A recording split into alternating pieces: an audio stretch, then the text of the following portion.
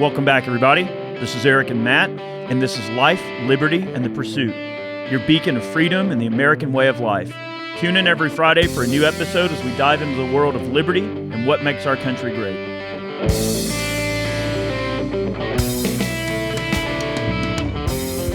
All right, y'all, welcome back. This is Eric and Matt here with Life, Liberty, and the Pursuit. Thanks for tuning back in. Been a long week, my friend. Dude, it has been a crazy week, and I am ready to get back in some more podcasts. I hope everybody's had a great week, and thanks so much for tuning back in. Remember, you can follow us on all of the different podcast forums, Spotify, Apple Podcasts, Stitcher. We're all over the place. Also, we publish Life, Liberty, and the Pursuit in video form over on the Iraq Veteran 8888 YouTube channel. So make sure you check us out in video form as well. So there's tons of ways that you can consume our podcast. I would like to thank today's show sponsor, Ballistic Inc. Go over to Ballistic Inc. and pick yourself up an awesome t-shirt. That's one way you can help support the podcast. Now, I am a little biased because Matt is the owner of Ballistic Inc.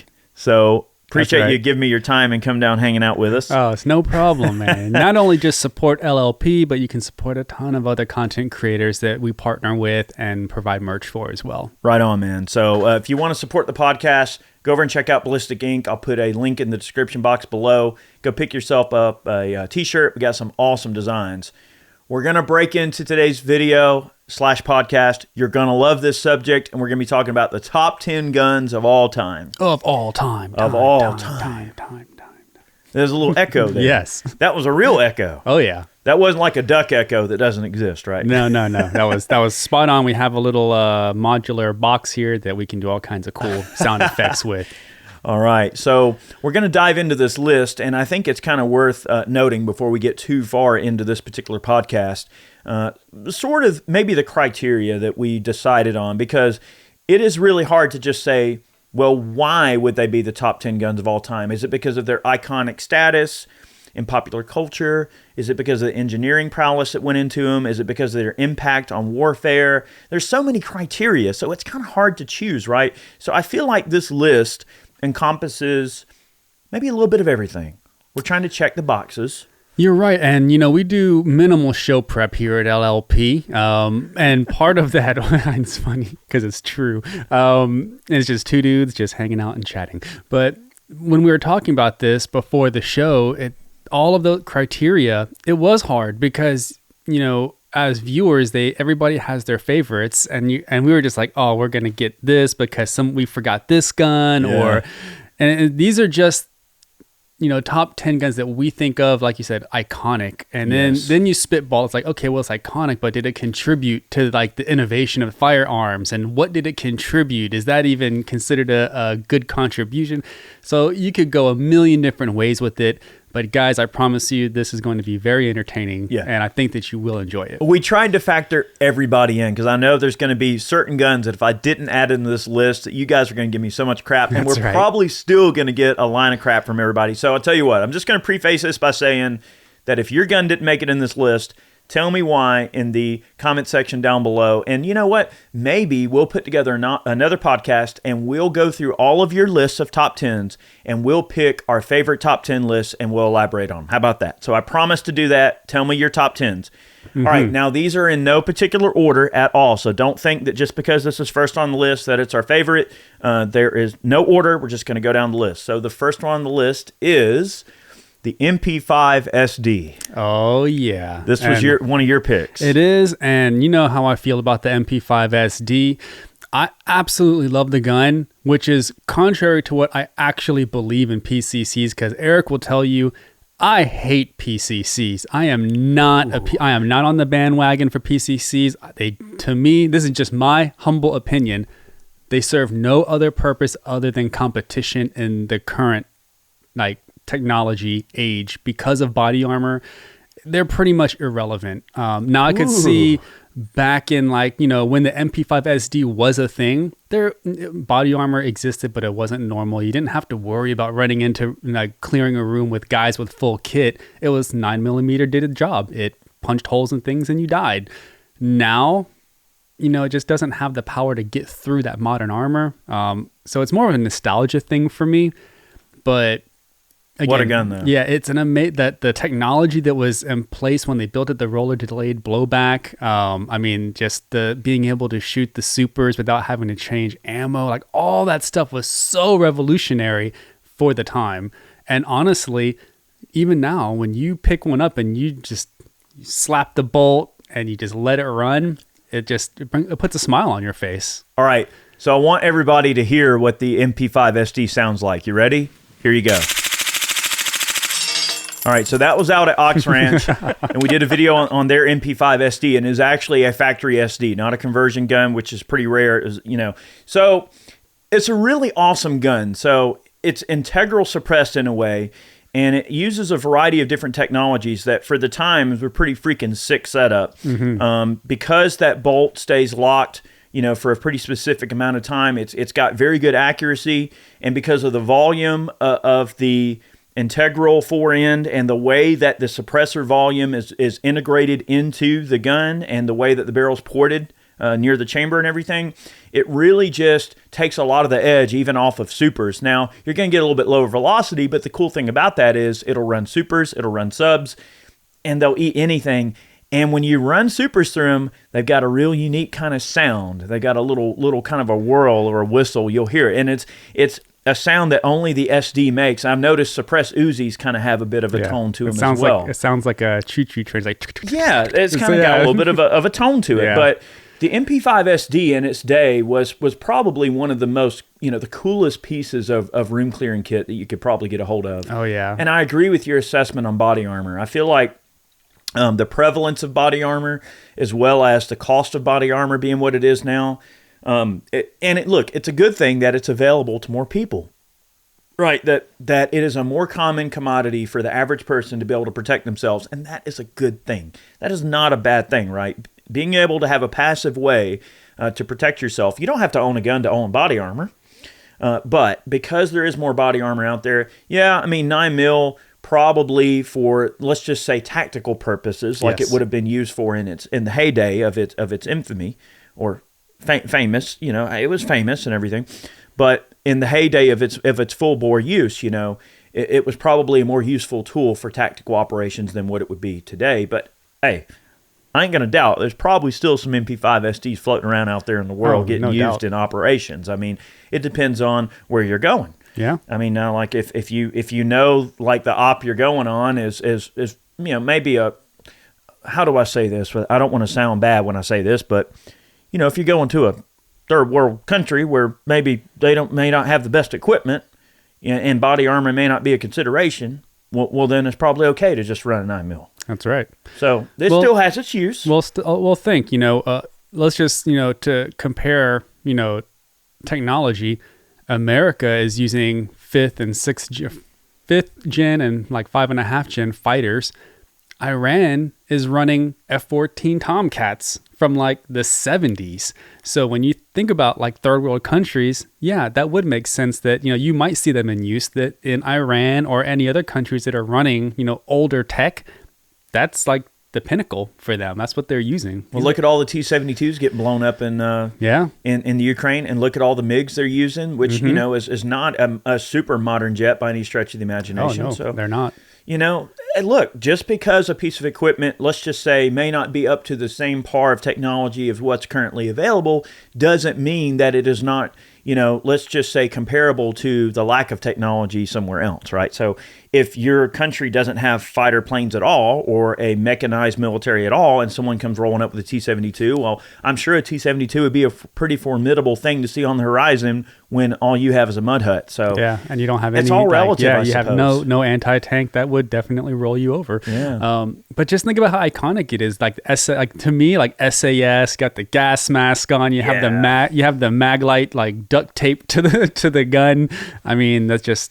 There's something to say about guys that were just like in the moment and just had to come up with a solution on the fly. And like, that's how innovation happens, right? Is when you go, well, there's not a solution. You didn't have a nice forend you could drop on with a built-in light or like pick rails to add things on. I mean, these are the days where guys were just using what they had and they made it work. And that helped define like the tactical environment we see now for gear. literally is defined by those early innovators who was like, well, I got to have a light. Well, I got duct tape. Yeah. Let's go. Like, we ain't got Dude. time to mess with this. Let's go. You know, that reminds me of when we were deployed. I look back at some of the pictures and I'm just like, wow, we did some pretty wacky stuff. Like, we had some really weird setups. And in hindsight, we did it because we didn't have a choice. Yeah. And a good example of that is when we had to dismount the 240 Bravos, we would pull the pistol grip, the Knight's pistol grips off of our M4s. And the 240s didn't have pick rail on the bottom. They just had a heat shield, but they had pick rail on the side. So we were taking the Knight's pistol grips off the M4s, putting them on the side of the 240 so we could dismount them. And we're running around like holding them like a Sterling so we could actually hold the 240 dismounted. And we look back at pictures and we're like, holy crap, we were actually doing it ain't that. dumb if it works, man. You know, it's true. But then you look at like, now you look at it, you're like, wow, man, that's nuts. Yeah, the more modern, like I know the paratrooper saws that have all the collapsible stock and the lightning cuts. We saw some of those, like right when we were leaving, we saw some of like the Hunter First guys coming in and they had like the cool para stocks. We're like, oh, of course these guys get they get the cool ninja gear. Yeah, that's how it goes though. Hey, look, MP5SD, great addition to this list. We'll move on to the next one. All right, in no particular order, the next one on the list, the Ruger 1022. Classic. Dude, it has to be on this list. It has to be. It's one of the most prevalent semi-auto rifles in 22 long rifle on the planet, definitely in the U.S. for sure. They've been used militarily by tons of different countries. They've been used by sportsmen, people defending their homes. I mean, like, the Ruger 1022 was really like, I know the model, people are going to say, but the Model 60, Eric, the Marlin Model 60. Yes, the Marlin Model 60, they made millions of them. I get it. But the Ruger 1022 paved the way in a very important way that the Model 60 just could not do. Magazine fed, the rotary box magazine. You know, now you have BX-25s, you have Ruger Charger pistols in very short configuration. So the 1022 has come full circle, and even in its heyday, when it was still a new design, the 1022 was a fantastic gun. It's been in production for a long time. It's been changed and modified and turned into really awesome stuff over the years. You got the takedowns. I mean, there's so many cool things that have been done with the Ruger 1022 platform, and it would be criminal not to include it in this list. If you could only have one semi-auto 1022, I would argue that the 1022 must be in that list. It has to be. I agree. And that, I mean, the amount of just sheer fun that you have with it when you're plinking, it doesn't, like, it's really weird to compare, but if you put, say, like an AR-15 and a 1022 at the range, you'd probably have more fun shooting that 1022 in rapid succession because you can just shoot so fast, so accurately. And I mean, to me, my fondest memory was a buddy that had a 1022 and he had a GAT trigger on it. And that was like my first experience with little rotary guy. And I was like, what is that? He's like, it was just like the cool. And I mean, we're like 13 or 14 years old and you're just letting it run. Like, you're like, oh my God. He's like this. And then then you start having like, oh, this is illegal, but I got it from like, Alabama or something. And we brought, it's like those little kids things that you're telling them and you're like, oh wow, that's cool. Yeah. But I mean, just those were a thing for a while. Yeah, man, like those fond memories of just having like the fun with that and just being able to plink forever with it. It's really cool. The 1022, man, it's just such a great gun.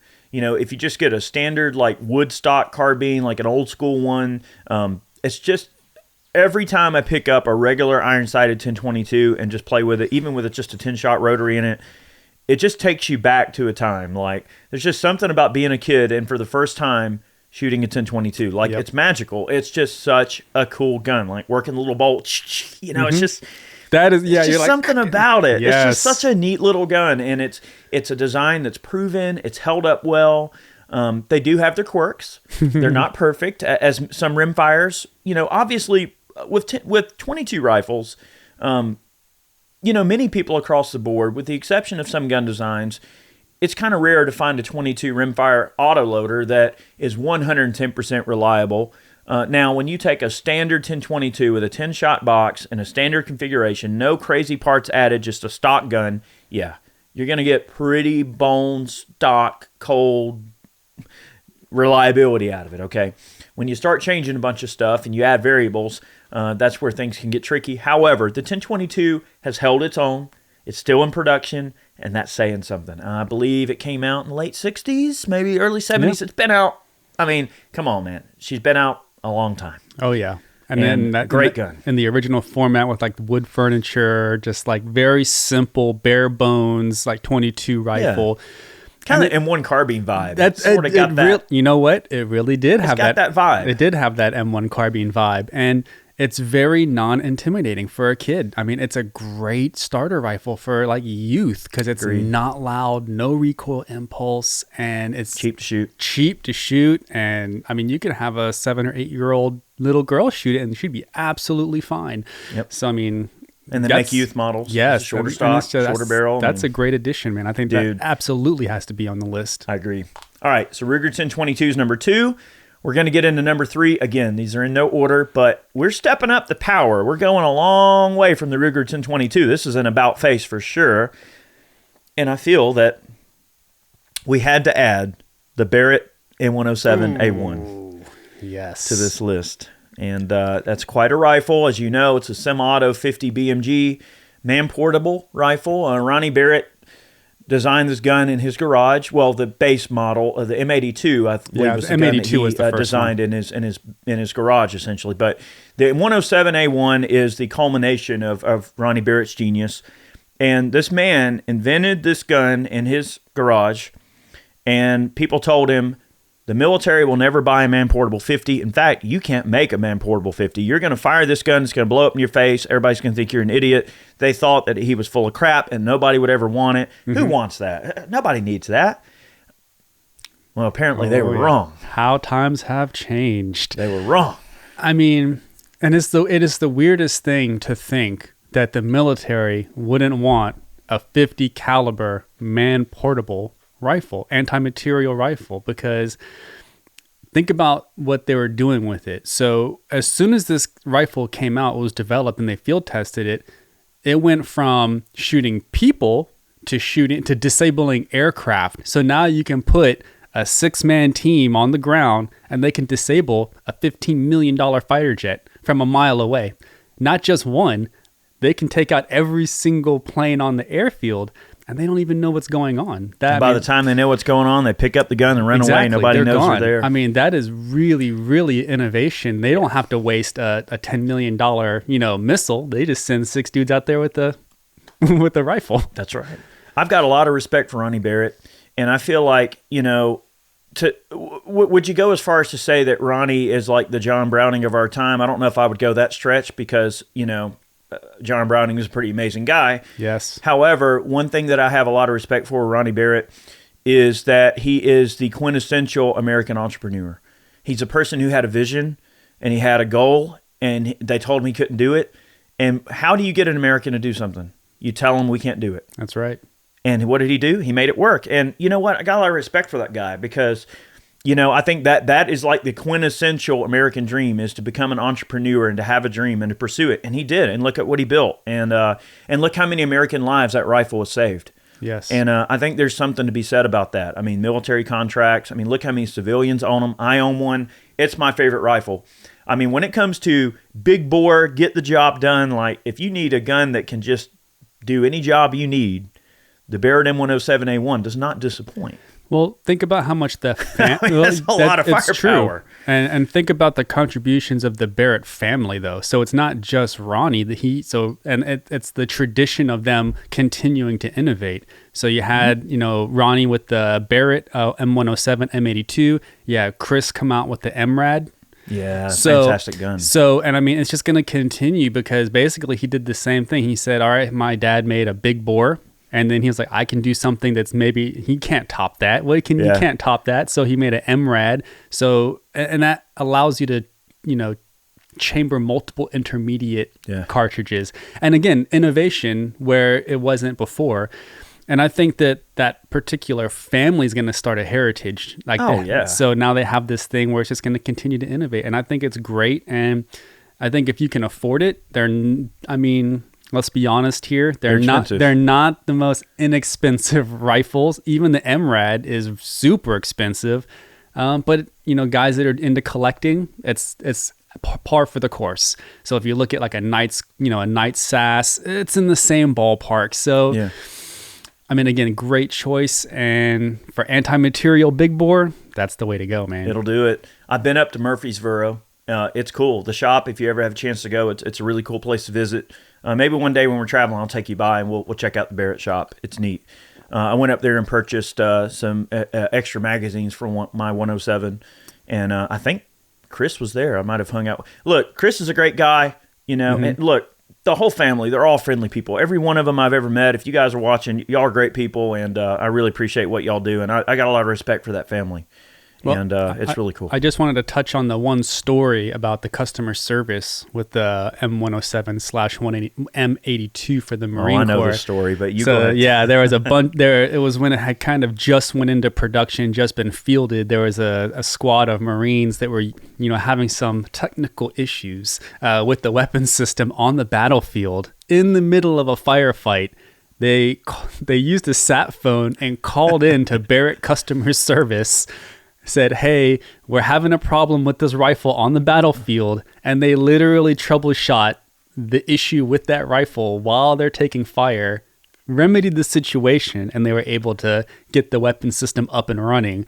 And I was like, man, imagine being on the phone and you're just hearing incoming fire, and they're like, no, you need to fix this and fix that. And I mean, it's like, all right, you're on the space station and you call Houston and you go, hey, there's something leaking here. Something's going on. And then all the eggheads in Houston start grabbing hoses. You've seen in the movies, and they start going, all right, all right, with what's available on the spacecraft, how do we fix this problem? Like Apollo 13, man. Yeah, it's the same thing. Like, all right, you grab the rifle, you go, all right, what the heck is going on? And I think what it ended up being was the receiver section on the top had gotten a little bit bent. Mm-hmm. And they were able to, I guess, take the bolt and sort of wedge it in there and bend it back, and that's what the solution they came up with. And and I believe that's what happened, because the upper receiver section on the 107, if you have the gun apart, it is a little bit thin up near the top as the rear part of the receiver. And yes, if that took a fall or something, it could potentially bend. It is just like sheet metal or whatever you want to call it, right. Stamped metal. What a cool gun. Anyway, I could talk about the 107 all day long. It's one of my favorites, but totally needed to be on this list. I could not make this list without putting that gun on there. I want to mention, though, real quick, that the runner-up for this particular slot was the Browning M2. Yes. Yet we another did. That big deserves bore. an honorable mention. I wanted to put that on here, but I felt like the 107 was a little bit, it's still in use. I mean, gosh, it's just...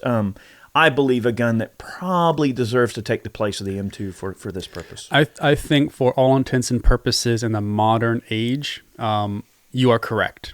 Yep. But the M2 is no slouch, and it will definitely bring the pain. Dude, it will. All right, so we're going to move on to number 4. The FAL, baby. Oh, yeah. You got to have the FAL on this list. The right hand of the free world. Yep. And, I really, really think America got shafted with that whole deal because, we wound up with the M14 and everybody else wound up with the FAL. And, again, governmental politics and, backroom deals and money being exchanged for what it's worth. We got shafted. Yeah, we paid the price in blood because there was a couple of wars that happened in between that really would have been better if we had an FAL in our side. But the rifle itself, innovative, adjustable gas port, adjustable gas port. In real time with no tools, you can do it with your hand. Yeah. You can make adjustments on the fly. It shoots a full battle cartridge, so you're not getting a shortened 7.62 by 39. You're not getting any compromises. You're getting a full 7.62 by 51, full length, the original FAL, full barrel length, screaming out of there. Good capacity, 20 rounds. Yeah, I mean, everything about it is just perfect.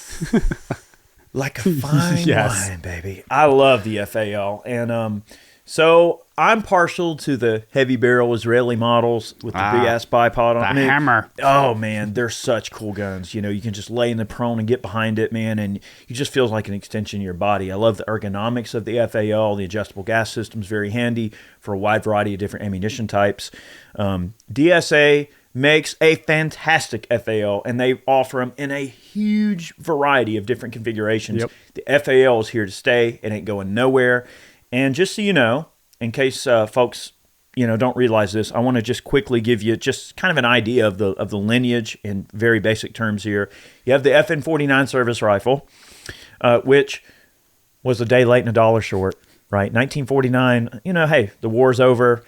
It was there too late to have any use in the Second World War. Yep. Now the FN49 went on to be used, in some conflicts here and there, but for the most part, it was a day late and a dollar short. However, a very important gun design that paved the way for the FAL.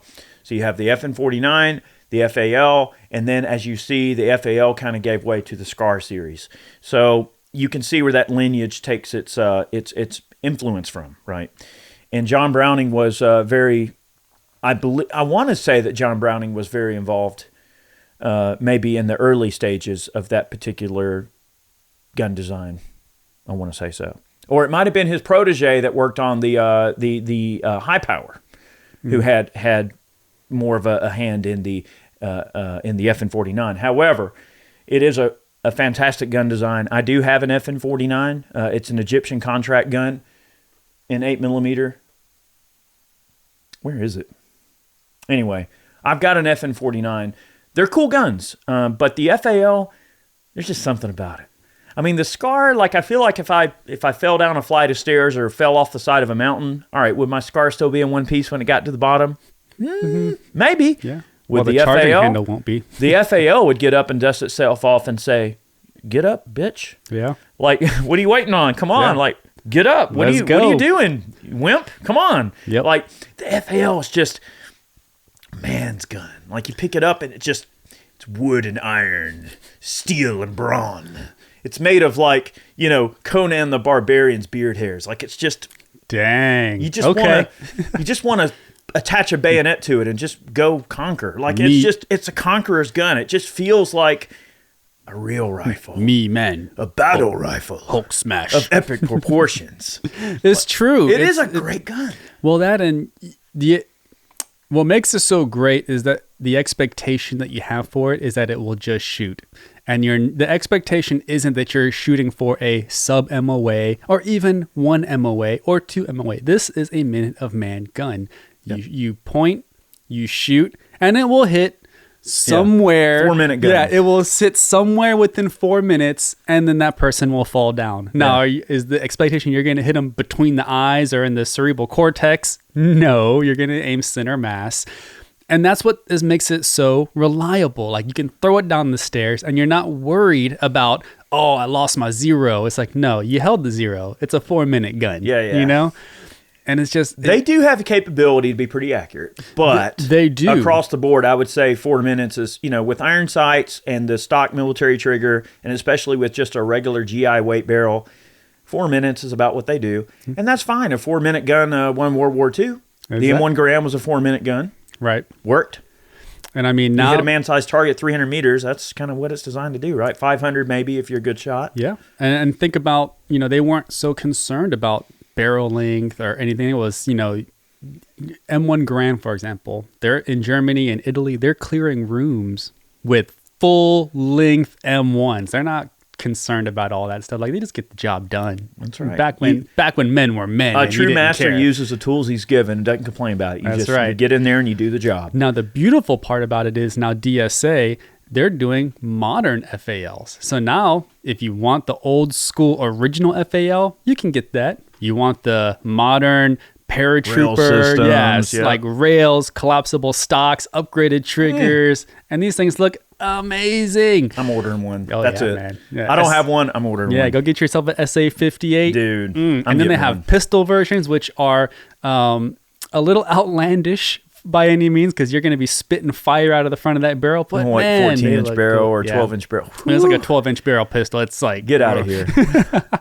Well, they look good. It's a cool comparison to think, okay, that a 308 out of a 12-inch barrel versus, let's say, a 7.62 by 39 out of a 10.5-inch barrel, you've still got a heck of an edge of power and velocity with that 308 even out of the shorter barrel.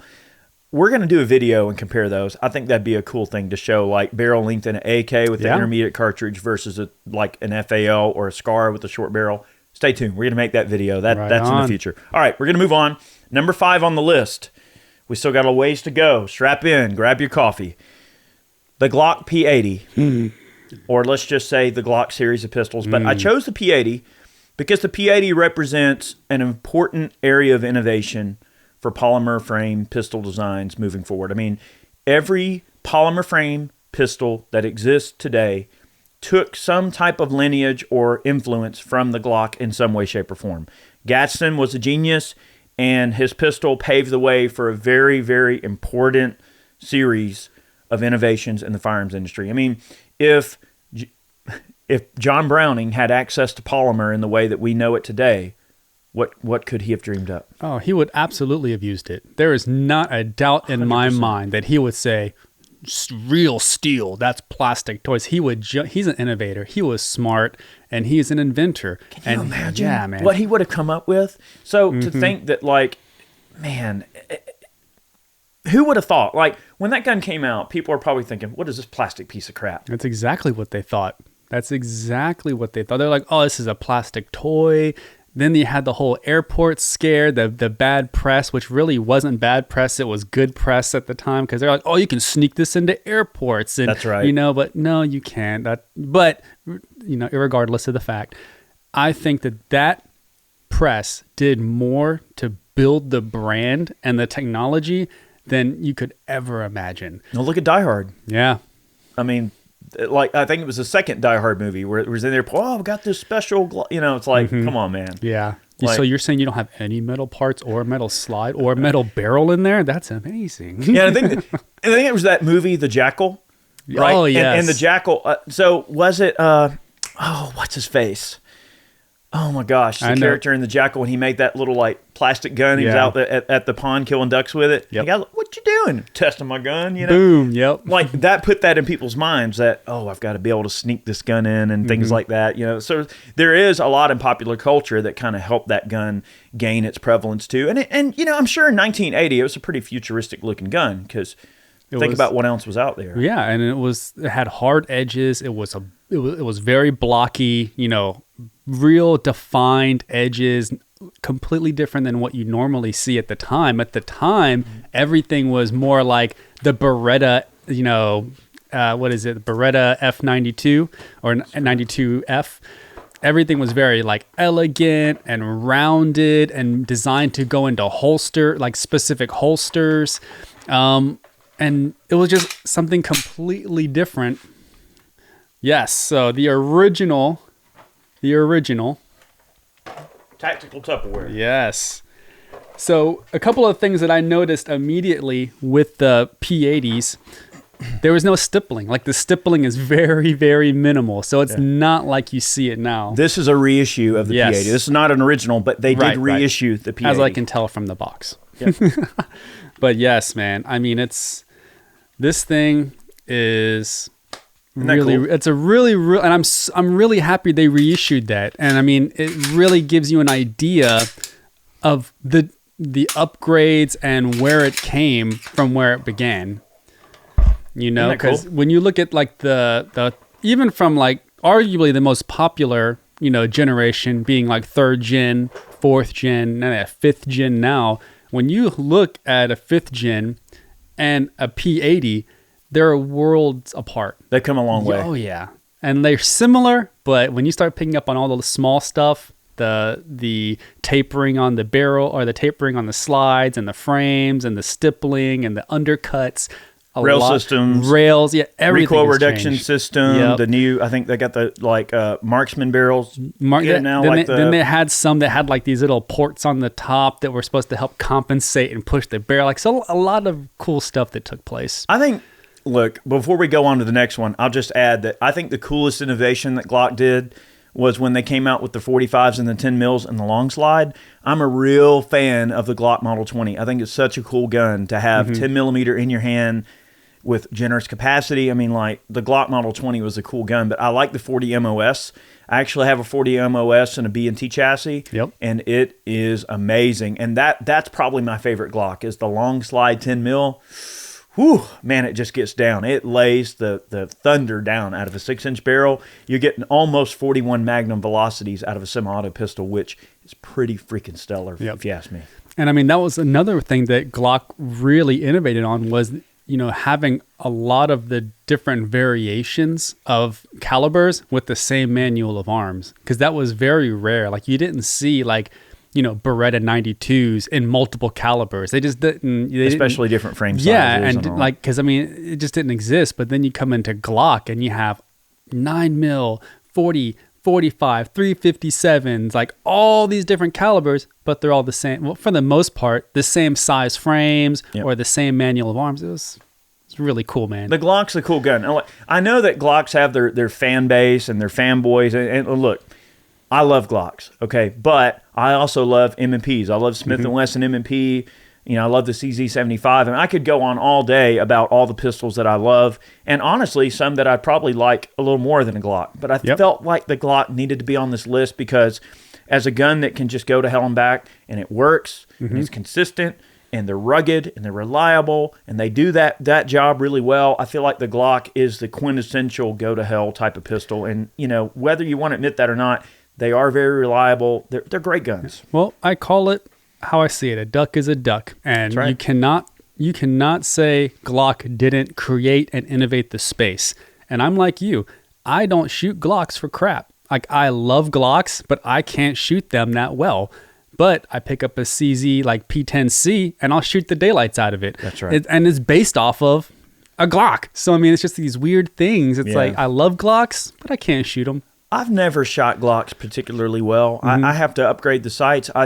Look, without getting too far on a tangent here, I like the FBI length or the FBI width front sight post. So Trijicon sells a special set of HD night sights that have the little thin front sight post. I like that set of sights, and I like the Apex trigger.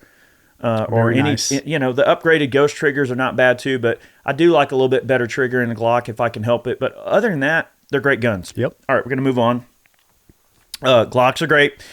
Number 6, the AK-47 family of guns, and let's just say series. You can't make this list without adding the AKs in there. Oh, no. There's just so many variants, right? It's still in use. I mean, look at the AK-12 and look at all of the work they've done with this platform and what they have done to enhance it and bring it into the modern age. You know, you got the AK-47. Obviously, if you guys don't know, the AK-47 was invented by a tank commander that served in World War II. His name was Mikhail Kalashnikov. Mikhail Kalashnikov. And look, you know, a patriot, loved his country, got wounded in a tank while he's recovering in the hospital, drew up some crude drawings for what would become the first AK-47. And the man invented a simple machine that did a simple job. And wanted to build a tool that his country could defend themselves with better. That was the overall prospect there. And, you know, the rest is history, as they say. I mean, he created and invented a 100% solution to the problem. So the problem was that they didn't have an automatic rifle that you could use inside of a tank that was collapsible enough to fit inside of the tank, but also could be used on the front lines. He created that. And the rest is history, as they say. And for what it's worth, it's probably the most innovative design for an assault rifle. Yeah, if you will. Yeah. For the military. And I use that term because if you're using it militaristically, that pretty much is what I would imagine, because you have a forward group that is closed with and destroying the enemy, right? Automatic weapons. And it runs so well, and it lends itself to being modified and serviced at the user level so well. I mean, if it breaks, you can bubble gum and some rubber bands, and you're good to go, man. Well, Hitler was not a big fan of the Sturmgewehr. And, that particular gun was a pretty advanced piece of tech, okay? Mm-hmm. And, there's a lot of people that say that the Kalashnikov got some of its design parameters maybe from the Sturmgewehr. It may be the idea for the cartridge, right? The 8mm Kurz cartridge, a shortened 8mm case. All right, so maybe they kind of took some of that idea and integrated it in. There's a lot of people that go back and forth over it. We're not going to get into that. However, I would say out of the AK family, the AKs that I like the most, I love the 74s. I like the AK-105 series. Yep. And I love any of the AKs in 5.56 because I feel like one of the things that the AKs do suffer from is that because the barrel stock, when you look at the size of the bore to the size of the barrel stock and the diameter of the barrel, they do tend to whip around a little bit. So the barrels are a bit whippy.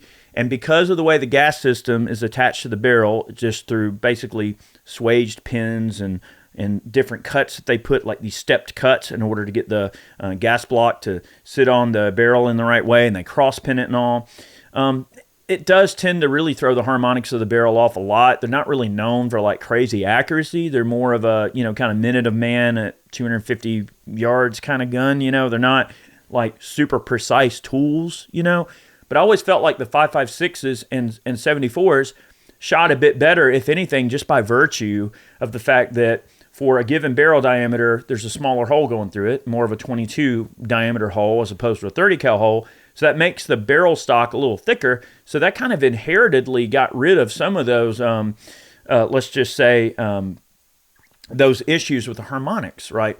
Now, maybe that was by design, or maybe they just got lucky and it just sort of happened that way just by virtue of not only strength to weight ratio of the way that those barrels ended up coming out, or just by virtue of the fact that the barrel's more rigid, right? And maybe they didn't understand or know or care about harmonics or accuracy or focusing on marksmanship. I mean, you remember that the doctrine at the time would be to just arm a bunch of conscripts who had very minimal amount of training, right? You show them, hey, you pull this back, you load it, here's how to put the mag in and out, here's this little lever, you flip it, all right, shoot those sandbags there, all right, it works, go.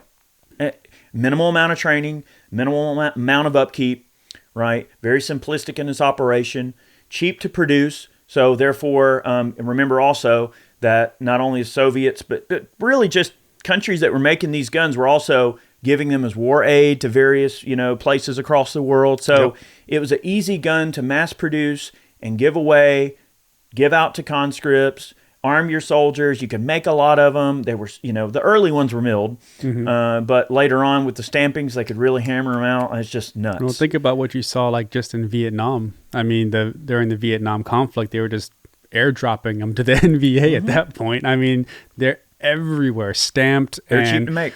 I would say the only drawback from the original all the way... There was a lot of milled AKs in them. So what I was going to say was the issue was it didn't lend itself to being modified. So during Vietnam, you would see the U.S. troops modifying their weapons kind of like with their own stuff. But on the AKs, the dust cover didn't allow you to put any type of optics. You could put some like forward grips on it, but you were kind of stuck with, iron sights the way it was. There was no options there. It's pretty much what you see is what you get. Exactly. And up until recently when they started coming out with some really cool like mounts that you could put I forget the name of the company that makes the really good ones, but you would mount it and then you could put optics on there and stuff like that. And then you have the Sega series that kind of drew from that as well. Yeah, Scott at RS Regulate does a great job on the mounts. Quick little thing too, when you look at the SKS, all right, that one almost made it onto the list. I want to give it an honorable mention. The SKS uses mill receiver, but a buddy of mine actually has an SKS with a stamped receiver, believe it or not. So there are a few SKSs out there with stamped receivers. All right, we're going to move on. AK, great gun. Iconic, infamous to many. Many variants, many different calibers. Still in use today. Still supported today. Still given out as aid today. Still stocked and made. I mean, still in production. Like, It's a gun that is not going anywhere. It's here to stay. So on that note, real quick, we're going to move on to the next gun. But if you guys haven't looked at the documentary on YouTube, it shows the arms makers of Afghanistan and Pakistan. The Khyber Pass. Yes.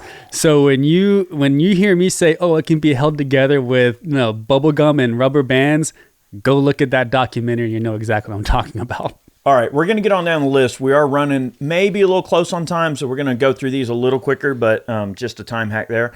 Okay, number 7. All right, this one was hard, so I have to give a couple of guns an honorable mention on this because I couldn't decide between the two. This Franchi Spaz 12 and the Benelli M3. Yes. Convertible, semi-pump shotgun. I feel like these guns are pretty important to talk about. They are, in more ways than one. Yeah. I'm just gonna drop on the Spaz 12. I've seen the M3, but I'm not 100%. I know Chad has one. We've shot it, and of course you have one. But for me, the Spaz is the iconic one that kind of started the whole semi-pump thing. It just looks cool, man. That's right. It looks like it's just a mean piece of hardware. The Spaz 12 has solidified itself in popular culture, and for good reason, because it's cool. I mean, imagine how many movies you've seen the Spaz 12 in. Clever girl. In reality, okay, the Spaz 12 probably, it was not without its issues. It was prone to parts breakage. The manual of arms is a little bit difficult. There's these little levers and random crap you got to do. So it's not super intuitive to use, but they were cool guns. And if you take care of them and keep them clean and maybe have a few extra parts, it's not a bad gun to have if you're a collector. But now, all right, what if you want to have the functionality of this Spaz 12, but in a modern gun that actually works and has good parts support? I would say the Benelli M3 is obviously king. The Benelli M3 is, for me, the quintessential convertible shotgun. It can go from pump to semi very easy and quickly. They're reliable. You can run a wide variety of different shells through them. They come in a wide variety of different configurations, various stocks. They're fantastic shotguns. I love them. I wanted that to be in this list because I feel like that's a unique thing that is very innovative. And not very many guns are convertibles these days. So it really fits its own little niche. Now, I do love the Benelli M4. Love it. We're going to get to another shotgun here in a minute, but I'm giving something away. But the M3, I think, is pretty important to put on this list. I would agree. And what I don't understand is maybe it is a weight thing or a price thing, but to me, it would only make sense to make them both, because having double redundancy, especially on a semi-auto shotgun, it just gives you so much more ability to shoot other rounds. So someone might say, well, why would you need a pump action on a semi? Well, what if you're shooting non-lethals? Or what if you're shooting a load that's not going to be able to operate that gas system? Or you might just have an underwhelming load mixed in with, your regular, and you want to be able to clear it without having to go through a whole tap rack manual of arms. Yeah, or you just want to run it as a pump. I mean, I think to have that option would be amazing. Especially, imagine if you had an M4 that still ran that, and then, man. We're going to get to that in a second. Yeah. All right, we're going to move on to the next one now. This one was very difficult, too. I wanted to include a cool milsurp, military rifle in here, beyond some of the other ones we've talked about, but I wanted a bolt action, and choosing this gun was hard. I chose the Mauser K98 to put on this list. But I also chose this as sort of a hunting rifle category. The reason being is because so many modern hunting rifles are built on the basic Mauser action. It's crazy how influential that action has been. Now, the Germans stole it from Springfield, the 03, but we won't go there. But the K98, the reason I chose it is because it's such a mass-produced bolt-action rifle. They made a lot of them. Now, people would argue, well, they made 41 million M9130s, Mosins. Yes, they did. And yes, the Mosin's an awesome, type of rifle. However, there's no modern sporting guns really that are designed on that action. It's kind of an antiquated action because really the Mosin is nothing more than a Berdan with locking lugs. Now, the old Berdan, we won't go there. It's an old school black powder single shot rifle that the Russians were using. They basically just took the Berdan and added locking lugs. So it was already an antiquated design in 1930. When the 9130 was designated in 1930. The base gun was made in 1891. So you're talking a gun that was kind of old school. They took an existing black powder gun, added locking lugs, bam, you got a modern gun, move it, easy. But the K98, a little different, more elegant, more capable, accurate, reliable, can feed from a variety of different positions because it's controlled feed. So many sporting rifles have been designed on the Mauser Action because of its proven capabilities in the field. And I think there's something to say for that. It deserves to be on this list. It is without a doubt, and I'm talking about the Mauser Action here, one of the smoothest actions that I've ever shot. Yeah. I mean, it is, and to put that action mass produced into that many rifles, it really says something about the dedication to craftsmanship, because that's not something that you would see in this day and age. It would be more like, what's the, most least expensive action with the gritty, sandpaper action. Like, it happens all the time and you have to go in and modify it. But that action out of the box was like glass, man. The rifles acquitted themselves quite well. Yes. I mean, they served the purpose that they needed to serve. Now, one would argue that the K98 probably wasn't the best choice for them to use as a general purpose infantry rifle. I'm not going to argue tactics. Obviously, the Garand won over because you got 8 shots in a semi-auto. I mean, that's definitely going to beat out a 5-shot hunting rifle, basically. But we won't go there.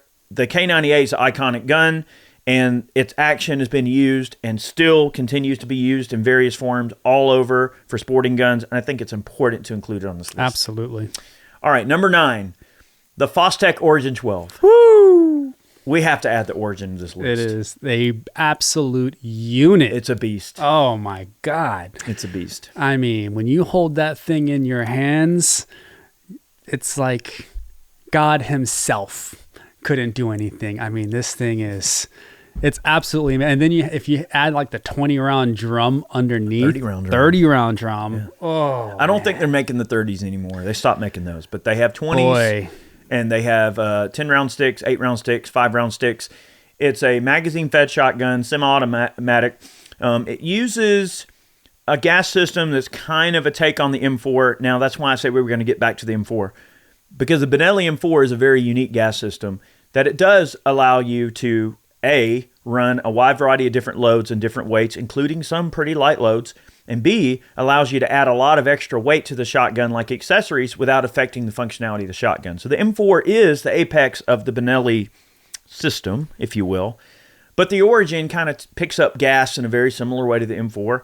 And it's kind of a hodgepodge of the M4 and the Kalashnikov. And, it marries those concepts really well, and they are freakishly fast. Oh, yeah. So, like, if you've got a fast trigger finger and you can shoot fast, it's one of the fastest cycling shotguns on the planet. You will not outrun it. It'll run a wide variety of different loads. They're accurate. They're pretty dang reliable. They're very modern, very modular. The coatings on the Nibbix models, I mean, they will not rust in the field. It's the apex of shotguns, in my opinion, in terms of just raw power. Like, they're just awesome. And being box fed, it's just a different vibe. Like, loading an M4 Benelli in a hurry, especially with a pistol grip, can be a little difficult and cumbersome and requires a lot of skill and time to learn how to do really well. The Origin, that bolt gets locked to the rear on the last shot, you drop the mag, you put another box mag in, and you're in business.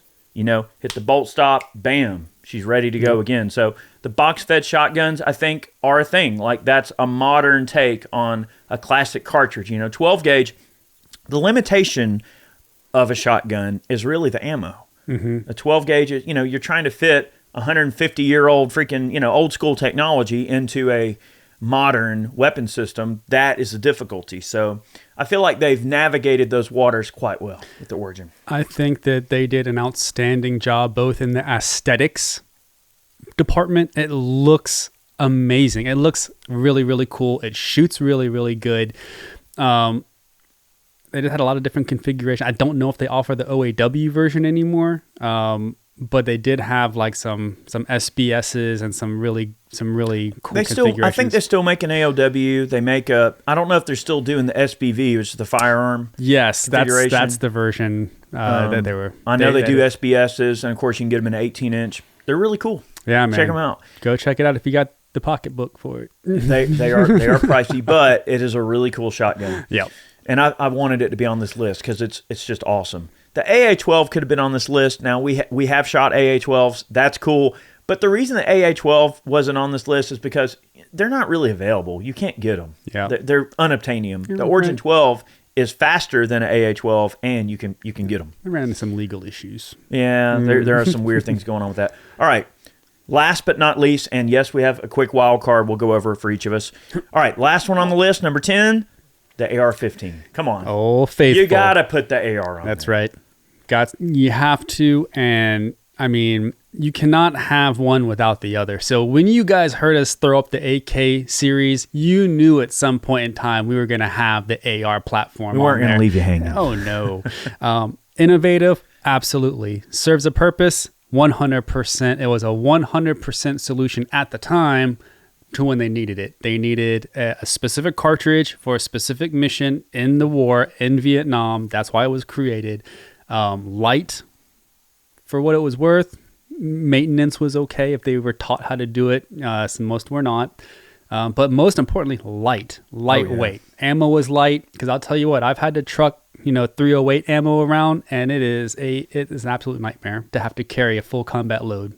That's right. Well, in NAM, the early ball powders they were using were definitely fouling out really bad, and a lot of the troops were not issued cleaning kits, were not taught how to clean very well, maybe didn't, and some of them were even taught, I ain't got to clean it, whatever. Itself. It's self-cleaning. Yeah. A lot of the early issues were a combination of twist rates, powders, but once they got those teething issues worked out, of course, we know today that it's fared quite well. It's been quite a great gun. The DI system, very smooth. Of course, there are piston versions of the AR out there. There's every myriad of random technologies that has been built around the AR platform. Fight Light makes their belt-fed upper, which is really cool. You've got piston, DI, different calibers, conversions. I mean, you name it, there's an option for it. The AR-15 is the adult Legos of the gun world, and that's a very good way to put it. It's definitely here to stay. I actually think it has more staying power. It's going to outlast the AK just because of the way it's going. It's just so much more modular. They're much easier to mess with than an AK. The AK is really designed to be manufactured. It's not really designed to be messed with. It's designed to make it, send it out the door, and you forget about it. That's it. It's gone, and it's a memory. Adult Legos. It is. Yep. Totally. All right, so we're going to get down to some wild cards. Your wild card, Matt. My wild card is the M134D from Dillon Aero. D being the more important aspect of that, because they had different nomenclatures, but this one had the updated clutch system, which really allowed it to not get jammed up as much. And some people would say, well, why isn't that part of your main suite? It's because it's a crew serve weapon. It requires outside power. You have to have a separate battery to run the actual gun, and then you actually have the bullets going into it. It's a lot of different parts, a lot of different little things that you need. So they're not really available. They're not available, and if they are, you have to buy everything separately. So you have the actual main gun, then you have to go and buy the clutch assembly, then you have to go and buy like the battery and tripod, all the stuff. Man, they're gonna nickel and dime you over everything. It's an awesome gun.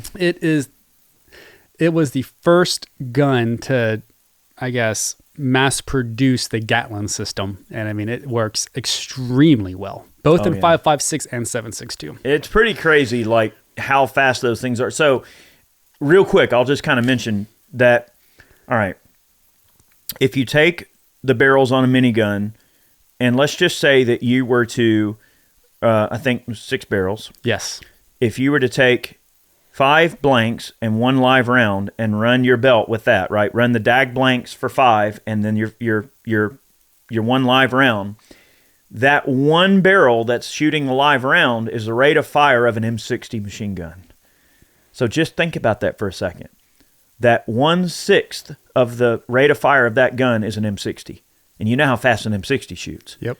So imagine that. Like, that's how fast it is. Does that make sense? Oh, yeah. So if you look down range and see the rounds hitting, all right, someone shoots a burst out of an M60, all right, and you watch how fast the rounds are hitting the berm, and then do every 6th a live round in a minigun, the rate of fire is the same. So now, make it all live and imagine how fast it runs. Oh, yeah. That's to put it in perspective how much lead you're throwing down range with that thing. It's unimaginable to be on the receiving end of that. Yeah. No, thank you. It's a freakish amount of lead going down range. And the coolest thing about them is when you mount them in helicopters and aircraft and you're riding around, it's just, holy Moses, it's just so much firepower. It's so cool. Well, the first time you can actually witness, if you guys ever want to see what the Coriolis effect looks like, look at a helicopter flying in a circle and a minigun, and you literally see it looks like their rounds are arcing because of the Coriolis effect from the helicopter. Isn't it so cool? It's sick, man. All right, so speaking of weaponized aircraft, my choice, all right, now I guess the wild card's kind of our dream guns. How about a gun that they had to build an airplane onto? Woo. The A-10. The 30-millimeter Vulcan, baby. The breath of God. Oh, yes. And when it speaks, you listen. You have no choice but to listen. You listen for about 0.5 seconds before you don't listen anymore. That aircraft is freakish. I mean, when that thing goes off, it actually slows the aircraft down. Yep. So you're taxiing along, and that thing goes, and it will actually slow the aircraft down when it fires. It's literally a gun that they built a plane around. This true. Isn't, we got a plane. What should we arm it with? No. What plane are we going to build to drive our gun? Like, they built a gun and then had to build a plane around it. That's right. Like, how crazy is that? And then they put a bathtub where the pilot sits made out of titanium.